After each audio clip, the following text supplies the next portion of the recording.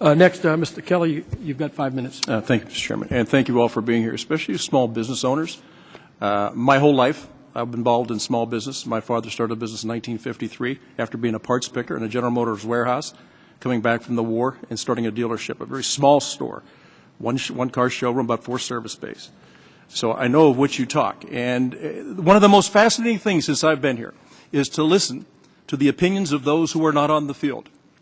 I spent a little bit of time playing football in my life, and I thought it was much more interesting to be up in the stands. I could really pick out what people were doing wrong as opposed to being 6 inches away from somebody that's trying to take my head off. I watch you, and Mr. Moore, the area I went to school in, I would go by Gary, Indiana. What a great place it was at one time with all the steel mills. The same in my town of Butler, Pennsylvania.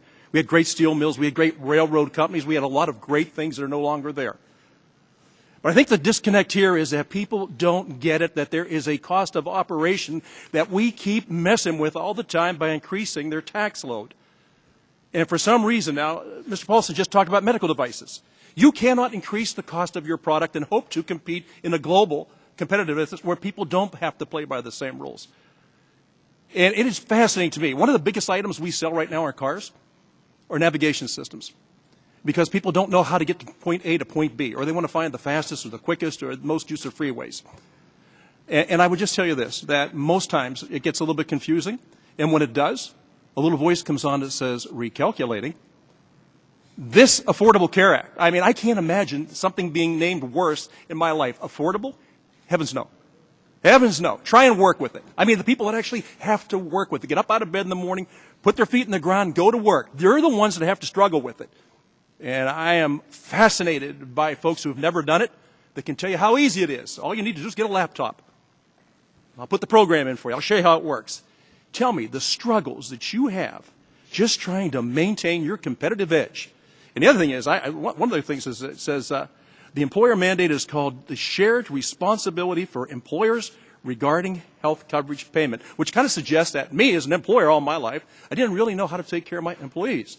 And that's kind of funny because I've been to baptisms, I've been to communions, I've been to weddings, and I've also been to funerals. So I think I understand my people pretty well. Tell me some of the concerns you have. And I think this is absolutely insulting to tell people who've lived their whole life with associates that help make them successful that you didn't know what you were doing. And we got to tell you, because this is an outfit that runs so well. We know how to do it. Ms. Sun, your business has become very complicated for your franchisees, has it not? Thank you. Yes, it's become very complicated. And I think the biggest issue we have with having the health insurance costs being forced on our franchisees potentially before they're ready, we believe in providing, health insurance for our employees and doing the right thing. We often go to our employees' baptisms and birthdays and funerals and when new births at the hospitals and when they're sick. But many of our franchisees have only been in business for 2 years, 3 years, 4 years. Many of them still have bank loans.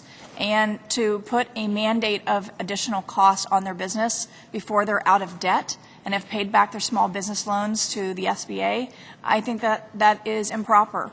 And it's not government's place to be telling our small business owners how they should be interacting. That is a relationship between the employer and the employee. And that's what's scary for how the Affordable Care Act is being implemented. Yeah, and as I go back in the district, and I think that relationship between the owner of the business and the associates that work together, and one of you talked about having to lay people off. There's nothing worse for an owner than have to call somebody and tell them, you know what, we're not going to be able to keep you on the payroll anymore. I've got a friend in Erie, Pennsylvania, who's in the fast food business. He's going to have to reduce his workload of people down from being fully employed to part-time in order to meet this. These are the costs that people who've never done it don't get. And they think they're so darn on smart. And what they've caused is us to lay off people that we know, that we've lived with, that we've suffered with, and that we've gotten through tough times with. And one of you talked about it was there's 40. They talked about the 40, right? Yes. That's what's so critical here. We're telling those people they can't work full time anymore, not because we don't love them, not because we don't need them, but the government's made it impossible for us to keep them on the payroll. That's exactly right. They really are family members within the company. But the greater responsibility is to the remaining almost 300 employees that are there, and the costs, as they continue to increase, have to be addressed, and the tax is a substantial cost. Mr. Kelly, and if I could, I heard earlier that this is not causing jobs to move overseas. Whether you're a company of my size and in our first now 25-year-old company, we have set up our first outside the United States manufacturing facility, or you listen to some of the larger companies who more recently announced a $75 million new tax bill, job losses of 1,000 in the U.S., while they're hiring more in China. I connect those two. As we get more tax burden, we have to find ways to make up for that tax.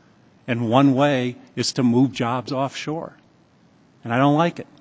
No, nobody does. I talk to more people who, it's not that they're unpatriotic, it's just they're not stupid. They can't keep their companies open by trying to work under definition, under rules that make no sense. I talked to our controller today at the dealership this morning. Our costs now, we just got the bids back, $500,000, which is nothing in Washington's terms. But for my little dealership, that adds to our cost of operation, which affects the cost of labor, it affects the cost of every product we sell, it affects the way we look into the future. And I think that's the real bad part of this thing. We don't understand how badly we have hurt people's looks into the future with any type of confidence that they can survive in an area where the government should be your friend. They should be helping you get to a prosperous thing. And you know what? We're just the opposite. And we do hear from those governments in other countries. I get at least an email a week from another country soliciting our jobs. Well, thank you for staying the course, and don't give up faith. I think we can still get this thing fixed. I think we get some people thinking a lot more clearly about this, but thanks so much. Mr. Chairman, thank you so much for having this hearing. I think it is so critical that the folks that are actually on the ground, that face these challenges every day, get a chance to come before Congress and tell them exactly how hard it is to do what they do every single day. And you're the ones that fund the whole government. I mean, we're killing the goose that laid the golden egg. So this striking that keeps saying, lay, hen, lay, those days are gone. We got to better wake up and smell the coffee. Thank you so much, and thank you, Mr.